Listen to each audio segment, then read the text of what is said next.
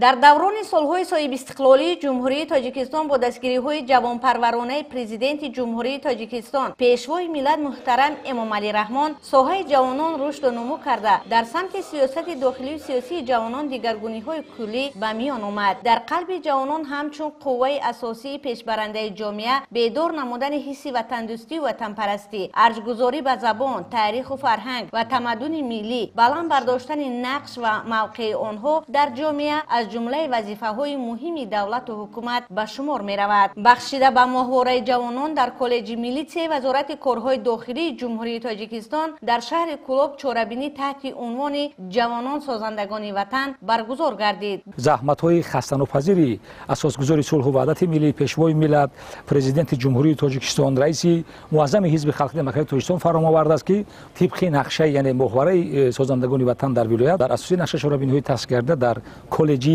میلیسای شهر کلوب یعنی با مقصد تطبیق برنامه رشد فوتبال در تاجیکستان در بین کورسانتون کالج مسابقه فوتبال بین دسته‌ها برگزار گردید. برگزاری چنین مسابقه‌های ورزشی البته هم زمینه خوب برای حس وطندوستی و پرچمداری در بین جوانان یک زمینه خوب به وقوع می‌پیونده. ضمن برآمدها قید گردید که ما افتخار داریم که جوانانمون نسبت به وطن مهر و محبت صمیمی دارند، وطن را صدقاً دوست می‌دارند، به ارزش‌ها و مقدسات ملی ارج می‌گذارند، اراده مستحکم دارند و سیاست پیشگرفته دولت و حکومت مملکت را با حس بلند ملی و احساس خودشناسی و خودآگاهی دستگیری می‌نمایند. امروز با تشبث کمیته اجرایی حزب خلقی دموکراتیک جمهوری تاجیکستان در شهر کلوب و در همبستگی با مؤسسه دولتی تعلیمی کالج ملیسای وزارت کارهای داخلی جمهوری تاجیکستان میان کورسانتان بخشیده به روز جوانان تاجیکستان چورابینی ورزشی فوتبال خرد تشکیل و برگزار گردید. هدف برگزاری این چورابینی بلند برداشتن مهارت ورزشی، بیدار نمودن حس وطندوستی و اینچنین تربیت نسل جوان در روحیه وطن و وطنداری و خویشتنشناسی به شمار می رود. واقعا هم جوانان نسل آینده ساز و آینده درخشان هر یک خلق ملت به شمار می روند. باعث خوشنودی است که ما کارمندان امروز در تربیت نسل جوان علل خصوص رادمردان فردا و شجاع وطن سهم ارزنده خود را گذاشته ایستاده ایم.